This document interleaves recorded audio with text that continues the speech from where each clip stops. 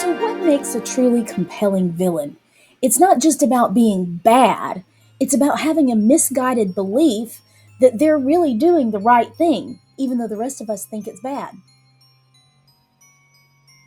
Today, I'm going to show you how I'm using AI and Novelcrafter to brainstorm a villain who has the same fears and the same desires as our main character, but yet he has a different misbelief of the world and he's on a negative character arc that's going to take him into that villain state. By the end of this video, we'll have his name, his misbelief, his personality, and his physical description. Let's get started with it. First, we'll need a name. The right name sets the tone for the character, especially if they're a politician like our antagonist. So we're going to ask the AI to suggest 10 unique names for a modern-day politician in a small town. The name should sound respectable and authoritative, but it should have a hint of coldness or ambition. And this is what it gave us. Actually, this is an issue because in my head the villain is already a male, and it gave us several female names, which is kind of wasting our 10 names. So let's go back and just ask it to change what it gave us, and let's tell it that we're going to use a male and just give us a list of 10 more male names.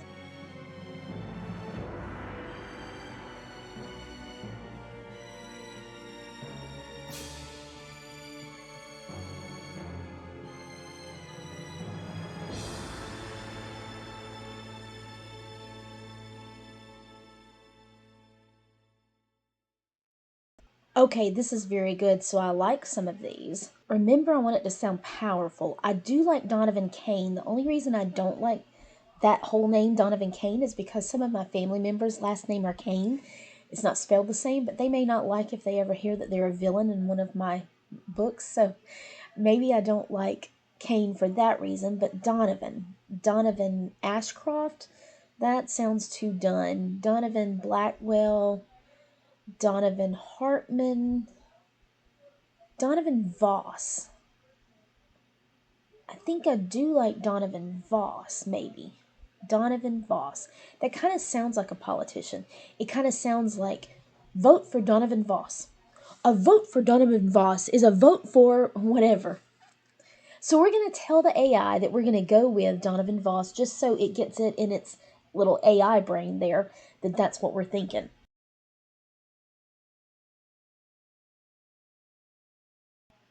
And then we'll go over to the codex and we'll do a new entry.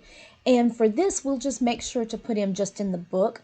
We can always move him to the series if we want him in the series later, but for now, we'll just make him a character in this book. So we'll do a new entry of a character. We'll put Donovan Voss. And then, of course, we want it to pull up if we say Donovan or if we say Voss, so we'll do that. And for now, that's all that we really need to do. Oh, we do need to tag him as the antagonist. So we want to make a tag and tag him as the antagonist. And then for now, that's really all we need to do. We're going to brainstorm some more parts to Donovan, but for now, that's all we need to do for the name. So I think that Donovan Voss fits the best. It sounds professional and it also sounds subtly intimidating. I think Donovan kind of sounds intimidating, and maybe the Voss part, maybe because Voss is a little bit of a harsh sounding name, it makes it sound a little more intimidating. But what do you think? Let me know in the comments.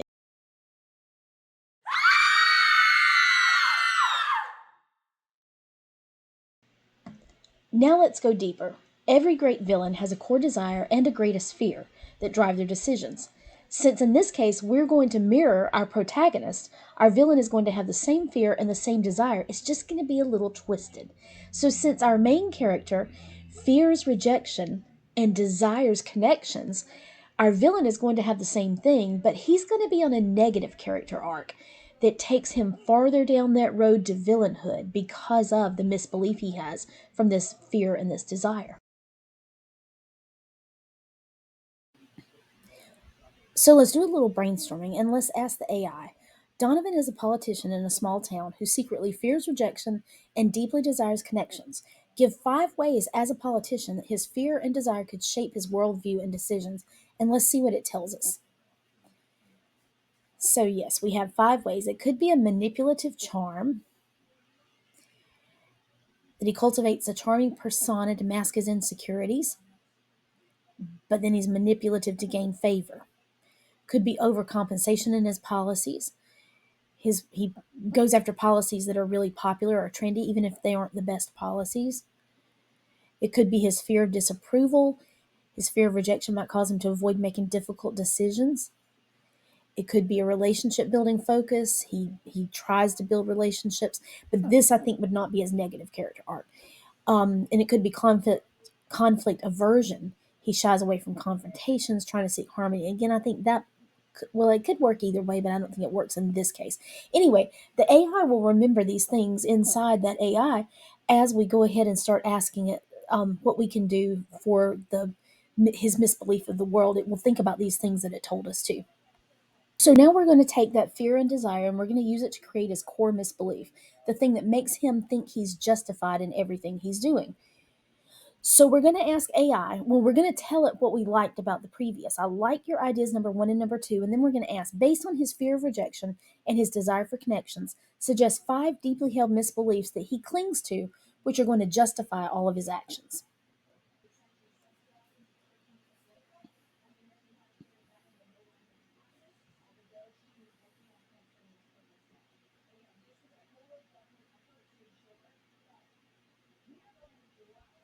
Okay, so he could have popularity equates to worth.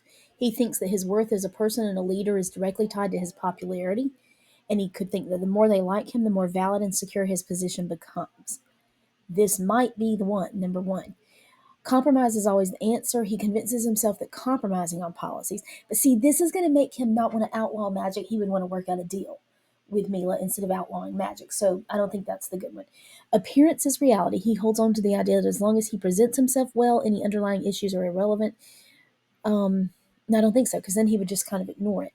Short term gains are sufficient. He justifies his focus on popular and immediately rewarding projects by reasoning that positive feedback is more important. No, I don't think so. It could, but I think I like the first one better. Vulnerability is dangerous. He believes by showing any vulnerability or admitting to fear of rejection will be seen as weakness and lead to his downfall. He assumes that to be respected and maintain connections, he must appear strong and indestructible at all times. Okay, now this actually could be it because it could be about him personally wanting to outlaw magic so that because it could become more powerful than he is and it could make him vulnerable. Oh, this actually might be a better one. Let me look at number one again. So this one is about his popularity. This is what you would expect it to be. I think number five is actually a better idea because it's not what you would have expected. The magic is going to become more powerful than him and will take away his power in the community. His power in the community is what gives him connections. So I think we're going to go with this one. We're going to take this and I'm going to go back into his codex and I'm going to put here, I'm going to leave me some space at the top for his physical description, but his greatest fear is fear of rejection. His greatest desire is connections with people. So his core misbelief is, I'm going to put it just like it was, that vulnerability is dangerous. He misguidedly believes that showing any vulnerability or admitting to fear of rejection would be seen as weakness and lead to his downfall. He assumes that to be respected and maintain connections, he must appear strong and indestructible at all times. This also affects his political career because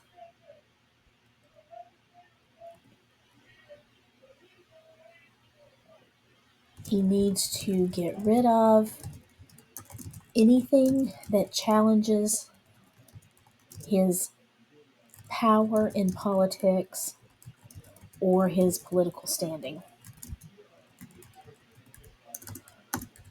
Okay, so we're going to leave that. I might need to shorten that, but I'm going to leave it for right now. We might need to come back and shorten that. But I think this is an interesting one, and it could be a really good idea for why he wants to outlaw the magic once it starts happening. A villain should feel just as real as your hero. So let's give him a physical description and a personality. We're going to ask AI to describe the physical appearance of Donovan, a modern day politician in a small town. Include details like hair, eyes, height, clothing style, and any unique features that may hint at his personality. Now, it's giving us a lot of things here. And we definitely don't want to put all of this in the codex. It would be way too much. He carries himself with the air of practiced sophistication. He's a man of average height. He's 5 feet 10, gives him enough physical presence without towering over his constituents. His hair is a distinguished salt and pepper. It's meticulously groomed, professional and modern style. He's conscious of appearances.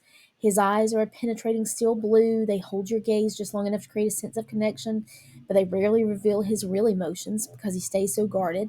His clothing style is carefully curated to strike a balance between approachability and authority. He goes for tailored suits, neutral colors, charcoal, navy, or deep green. He has a composed demeanor, um, ties that have just enough pattern to be interesting, but not so bold to seem ostentatious. On less formal occasions, he might wear a crisp button up shirt with the sleeves neatly rolled up, signaling his willingness to get to work while still maintaining his image. A unique feature is the silver lapel pin that he consistently wears. It's a small, elegant piece with the town's emblem. The pin is both a sign of his commitment to his role and an accessory that subtly hints at his ambition, always reminding others and perhaps himself of his authority and his dedication. On his wrist, he has an understated but expensive watch. It's a nod to his appreciation for the finer things in life. It's also a practical tool for a man who values punctuality and organization. His physical appearance is a reflection of his personality, polished, controlled, and strategically designed to inspire confidence and camouflage his insecurities. His presence is one that demands respect and yet invites trust, a delicate balance for a small town politician harboring deep fears of rejection. Now, there's nothing wrong with any of this. And I am here to show you how to brainstorm with the AI. You can go back and forth with it. You can say, well, I don't like that he wears an expensive watch. I think he should wear a cheaper watch because it puts him in the same level with his constituents. You can go back and go back and forth with the AI, and it would change things, and um it'll go along with you, and it'll listen to what you're saying and change things to match what you're saying and what you want it to change. And it could take you a while. You could actually just go back through and use this just for ideas and rewrite it yourself. But my point here is not to take so long going back and forth with it, and it's not to rewrite it myself, because my point is to show you how the AI can be used to brainstorm. So I'm going to take it just like it is, except for, like I said, this is way too long to go in the codex. I'm going to see if the AI can just handle this for me. I am saying I need you to condense this to brief bullet points, include as much detail as you can while also condensing it as much as possible.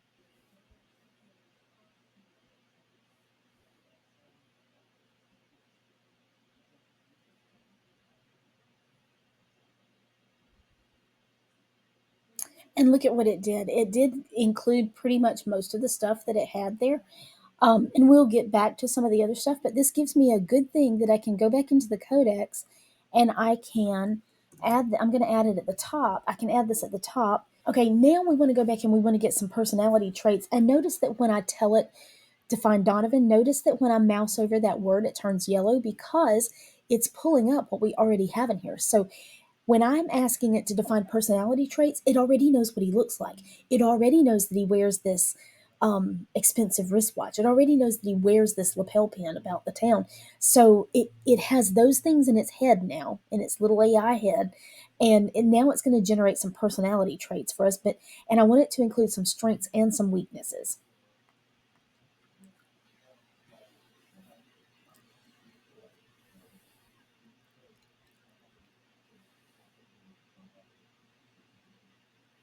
Of course, he's charismatic. I mean, he couldn't be a politician if he wasn't charismatic. He's guarded because he wants connections, but his fear of rejection makes him be cautious about it. And I'm sure that fear of rejection would make him be cautious about making connections because he's just afraid that if he makes the connection, he's going to be rejected at some point. He's ambitious. His desire for power pushes him to work harder, but it sometimes makes him come off as cold or detached. He is manipulative. He resorts to manipulative tactics to maintain his image and popularity. He has a tendency to charm and persuade people into aligning with his views, even if it's not in their best interest. And then he's a perfectionist. He has high standards for himself and for others. While it may push him to have high quality work, it also makes a constant pressure for him to be flawless. I love these. These are great. He has these traits, and it's a really good mix. Some of it could be strengths, like the charisma.